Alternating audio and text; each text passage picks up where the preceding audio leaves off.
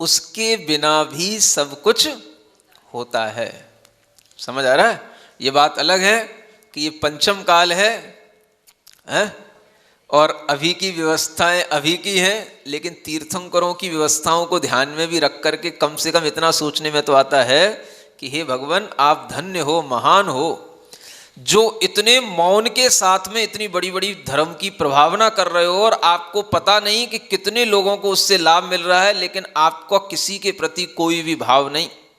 समझ आ रहा है? मतलब इसको बोलते हैं एक स्वतंत्र धर्म, स्वतंत्रता से होने वाली प्रभावना, स्वतंत्रता से चलने वाला धर्म। क्या समझ आ रहा है? कोई कुछ भी नहीं। और ये भगवान के द्वारा इस तरीके से जब चलता है, तब यहां पर लिखा गया नाशीर्वच, ना तो कोई आशीर्वाद के वचन है, न प्रहसनम, ना कोई किसी को देख करके मुस्कुराना, हंसना, बस एक ही मुस्कुराहट में रहेंगे भगवान हमेशा। क्या समझ आ रहा है? ये भी एक बहुत बड़ा काम है। एक बार मैंने प्रैक्टिस करवाई थी इसकी। क्या समझ आ रहा है? आप एक भाव में, जैसे आपने मान लो मुस्कुराने का एक भाव कर लिया, हम है ना, हम जब बोलते हैं ना कि मुस्कुराइए, है ना, चेहरे पर थोड़ी स्माइल लाइए, तो आप एक स्माइल के भाव में आ गए। अब आप उसी भाव में कितनी देर रह सकते हो? कितनी देर तक आप भीतर से भी जानबूझ करके भी उतनी उस स्माइल को बनाए रख सकते हो? आप करके देख लेना, कोशिश करना, कितनी देर तक वो स्माइल हमारी बनी रह सकती है। वो पता नहीं पड़ेगी कब डाउन हो जाती है। समझ आ रहा है? भगवान के अतिशयों के बारे में आपको ज्ञान हो चुका है। आगे आज काव्य नंबर 42 पढ़ना। चित्तं मदीयमिह लीनमुत त्वयि स्यात् त्वद्रूपभामयि मनः परमाणुदेशे जानामि नो किमिति संघटते समेति किं वाम्रवीजगणनेन रसं बुभुक्षुः। मेरा चित्त आप में हे प्रभु लीन हुआ क्या पता नहीं, या फिर आप रूप की आभा मन में आती पता नहीं। सा क्या यह घटित हो रहा नहीं पता कुछ मुझको देव। आम गुठलियों को क्या गिनना, रस चखने की इच्छा एव।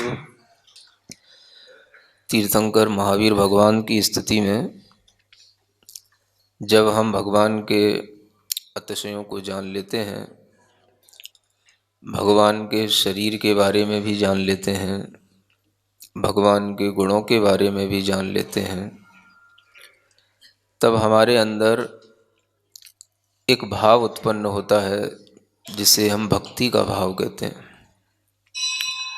और वह भक्ति का भाव जब उत्पन्न होता है तो वह तीर्थंकर भगवान से एक राग के कारण ही उत्पन्न होता है। जितना भी कोई भी संसार में द्रव्य हमें दिखाई देता है, उस सारे द्रव्य से हमारा संबंध अगर बनता है तो वह केवल एक राग ही ऐसी चीज है जिससे उस द्रव्य से हम अपना संबंध बना पाते हैं। इंद्रियों के द्वारा ग्रहण किए हुए हर विषय को हम राग के कारण से ही उन्हें अपना बनाते हैं। जितने भी संसार में मूर्तिक पदार्थ हैं, पुद्गल पदार्थ हैं, उन सब पदार्थों को हम अपने राग के कारण से ही अपना बनाते हैं और राग से ही हर संबंध बनता है। अगर आप भगवान के अपने चित्त में ध्यान कर रहे हो तो ये भी बिना राग के संभव नहीं होता। आप विचार करें कि हमारी जीवात्मा, हम चैतन्य आत्मा हैं, राग का हमारे ऊपर जो प्रभाव है वो प्रभाव हमारे लिए घातक है। और कोई भी चीज़ जो हम अपने हृदय में लाते हैं, अपने मन में विचार करने में लाते हैं, वो बिना राग के उत्पन्न नहीं होती। राग का यह स्वभाव है कि वह बाहरी चीज को अपने चित्त तक लाता है।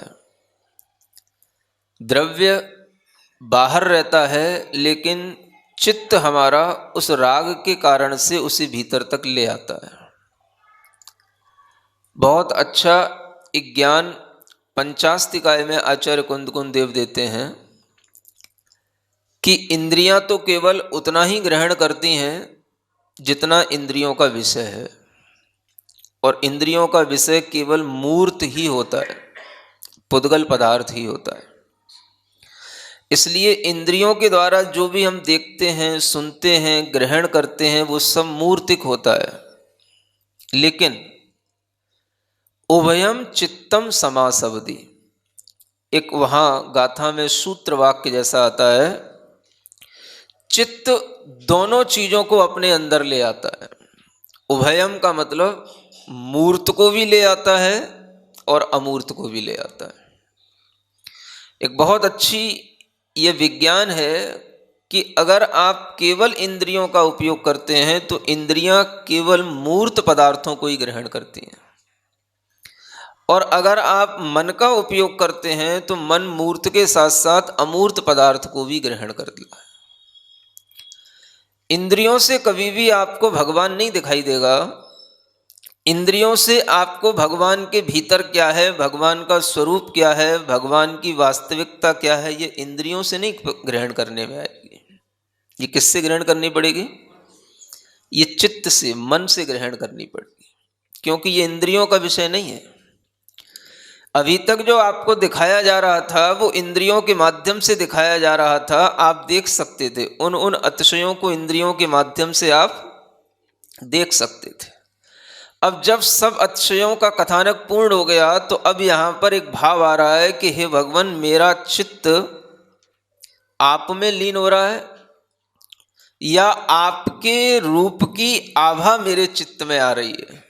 कुछ तो हो रहा होगा, सोचना तो पड़ेगा कि हो क्या रहा है।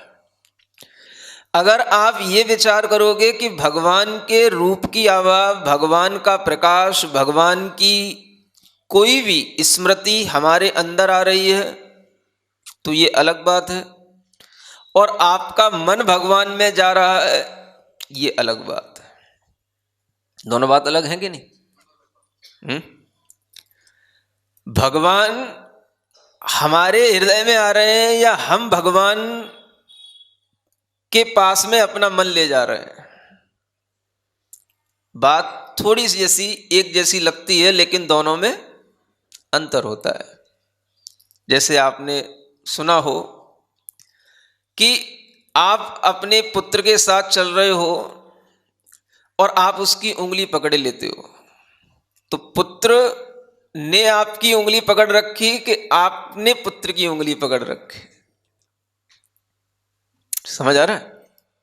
कोई फर्क नहीं पड़ता। जब सामान्य से हम चलते हैं, पुत्र का भी हाथ अपने हाथ में हो सकता है, हम भी पुत्र के हाथ में अपना हाथ दे सकते हैं, लेकिन आपको कभी ऐसा एहसास नहीं होता कि हम क्या कर रहे हैं, क्योंकि संबंध जब सरलता से हो जाता है और संबंध में किसी भी प्रकार का कोई भी व्यवधान नहीं होता है, तो फिर उस समय पर ये नहीं देखा जाता कि हम क्या कर रहे हैं।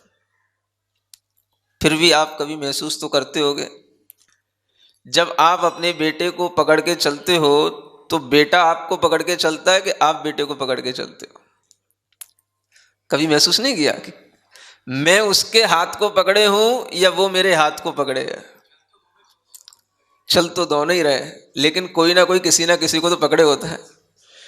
लगता ऐसा है कि एक दूसरे को दोनों पकड़े हुए हैं, लेकिन आप अगर गौर से देखेंगे तो आपको समझ में आएगा कि मैं बेटे का हाथ पकड़ा हूं और बेटा क्या समझ रहा है? बेटा क्या समझ रहा है कि मैं पिता का हाथ पकड़े हूं। ये दोनों जिस तरीके से संबंधों के मधुरता के कारण से हमें समझ में नहीं आता, वैसा ही जब हमारा मन भगवान की भक्ति में लगने लग जाता है तो फिर समझ नहीं आती कि ये क्या हो रहा है। समझ आ रहा है? तव पादौ मम हृदयम तव पदद्वये लीनम। भावना दोनों प्रकार की जाती है कि आपके चरण मेरे हृदय में रहें और मेरा हृदय आपके चरणों में रहे। लेकिन कभी आपको ये महसूस होता है कि हम कर क्या रहे हैं, हमारा मन हमारा चित्त क्या कर रहा होता है? भगवान के चरणों को हम याद करके अपने पास बुलाते हैं या हम अपने मन को ले जाकर के उनके चरणों में रख देते हैं? ये वैसी ही बात है। अगर आपको भगवान की भक्ति करना आ गई, अगर आपके मन में भगवान के प्रति राग भाव सरलता से उत्पन्न हो गया, तो आपको ये पता नहीं पड़ेगा कि हम क्या कर रहे हैं और क्या हो रहा है। और जब तक पता रहेगा कि हम ये कर रहे हैं, तब तक वो आपकी भक्ति में एक अधूरापन रहेगा। जब तक आपके ज्ञान में रहेगा कि हम ऐसा कर रहे हैं, तब तक आप वैसा नहीं कर रहे हो। नहीं समझ आया? जब तक आप ये सोचोगे कि मैं भगवान के चरणों में अपना मन ले जा रहा हूं, तो जब तक आपको ये ध्यान है कि मैं भगवान के चरणों में मन ले जा रहा हूं, तब तक मन भगवान के चरणों में नहीं जा रहा है। क्योंकि वहां क्या आ गया? मैं बीच में आ गया। समझ आ रहा है? जब आप और भगवान के बीच में इस तरह से मैं आ जाता है, तो वह मैं जब तक रहेगा तब तक दोनों के बीच में एक व्यवधान बना रहेगा। और जब आप ये भूल जाओगे कि मैं भगवान के चरणों में ध्यान नहीं लगा रहा हूं, मैं भगवान के चरणों में अपने मन को नहीं ले जा रहा हूं, मन हमारा गया भगवान के चरणों में, और मन अगर चरणों में लीन हो गया, तो आप अपने को उस समय पर यह महसूस नहीं करोगे कि मैं भगवान के चरणों में लीन हूं, मन भगवान के चरणों में लीन। कुछ समझ आ रहा है? लोग जब भक्ति करते हैं तो इसी तरह की गहराई से भक्ति कर पाते हैं, और जब ये गहराई आती है तभी लोगों को कुछ आनंद आता है। और ये भक्ति सब अपने अपने इष्ट की, अपने अपने परमात्मा की सब करते हैं।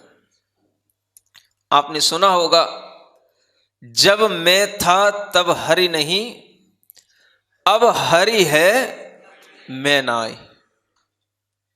क्या मतलब इसका? जब मैं था तब हरि नहीं, हरि माने भगवान। जब तक मैं हूं तब तक भगवान नहीं आ सकता, और जब भगवान आ गया तो फिर मैं रहा ही नहीं वहां पर, मुझे पता ही नहीं कि मैं कहां चला गया। ये मैं पना जब तक रहता है, तब तक वह चित्त भी भगवान के पास जाकर के भगवान के पास नहीं पहुंचता, वो अपने ही पास बना रहता है। मैं ये समझता रहता है कि मैं भगवान के पास पहुंच गया। इसलिए जब भगवान की भक्ति की जाती है तो उस भक्ति में अपने आप को भूलना होता है, और जब अपने आप को भुलाना होता है या भूलना होता है, तो उस समय पर अपने आप जो प्रक्रिया घटित होती है, वही प्रक्रिया भक्ति की प्रक्रिया कहलाती है, और उसमें जो रस आता है उसी को भक्ति का रस कहते हैं। जब तक आप ये सोचते रहोगे ये भगवान हैं, इनके ये 34 अतिशय हैं, इनका ये दिव्य रूप है, मैं इनको जान रहा हूं, मैं इनको नमस्कार कर रहा हूं, मैं भगवान की भक्ति कर रहा हूं, तब तक आपसे भगवान की सही भक्ति होगी नहीं। जानने के बाद भी नाजान बनना, अनजान बनना पड़ता है। अगर जानोगे नहीं तो फिर एक ऐसे अनजान बने रहोगे जैसा कि बिल्कुल ही कोई ना समझ होता है, जिसे कुछ भी ज्ञान नहीं होता है। अनजान पना भी दो प्रकार का होता है। एक अनजान वो होता है जो कुछ जानता नहीं है, और एक अनजान वो होता है जो जान करके कुछ जानता नहीं है। क्या समझ आ रहा है? जो कुछ भी नहीं जानता वो अनजानपना तो एक तरह से किसी काम का नहीं, वो तो एक तरह से बिल्कुल ही अज्ञान है, उससे कुछ होना जाना नहीं।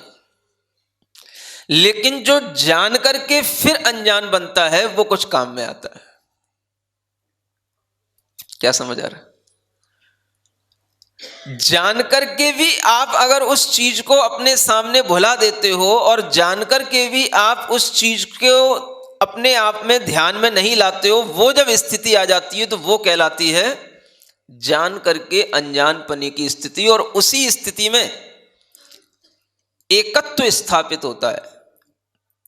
अपने इष्ट के प्रति, अपने परमात्मा, अपने भगवान के प्रति एकत्व स्थापित होने के लिए पहले ज्ञान और फिर बाद में अनजान। फिर ज्ञान की जरूरत ही क्या थी? ज्ञान के बिना आप अपने गति को उस इष्ट की ओर नहीं ले जा सकते थे जहां ले जाना चाहिए। और वह ज्ञान होने के बाद में फिर छोड़ देना पड़ता है कि फिर हमारे मन में वो चीज आ गई तो अपने आप हमारे मन की गति उधर बनी रहेगी। यही करना होता है। आप ये ना समझें कि भगवान की भक्ति करते हुए केवल भगवान की भक्ति की जाती है। भगवान की भक्ति में भी भगवान का ध्यान किया जाता है, और जब भगवान का ध्यान करके भगवान की भक्ति की जाती है तो वो भक्ति ही वास्तविक भक्ति कहलाती है। अगर आप कभी भी देखेंगे जितने भी बड़े बड़े ऋषि मुनि हुए, अगर वह कभी ध्यान में भी उपशम श्रेणी, छपक श्रेणी में भी होते हैं तो उस समय पर भी उन्हें ज्ञान की जरूरत भी होती है, और ज्ञान होने के बावजूद भी उन्हें उस ज्ञान को भुलाना भी पड़ता है। क्या सुन रहे हो? ये कहा गया है शुक्ल ध्यान उन्हीं को होगा, उपशम श्रेणी वही चढ़ पाएंगे, छपक श्रेणी वही चढ़ेंगे।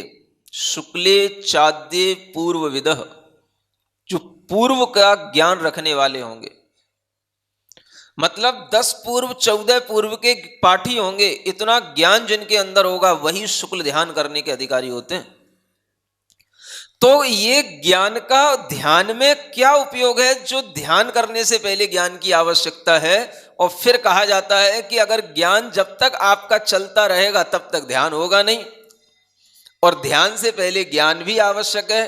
तो ये दोनों बातें विरोधी इसलिए लगती हैं कि हमारी समझ में कभी ये नहीं आता कि हमें कैसे ध्यान किया जाता है और ज्ञान से कैसे एकाग्र होकर के उस ज्ञान को ही ध्यान में परिवर्तित किया जाता है।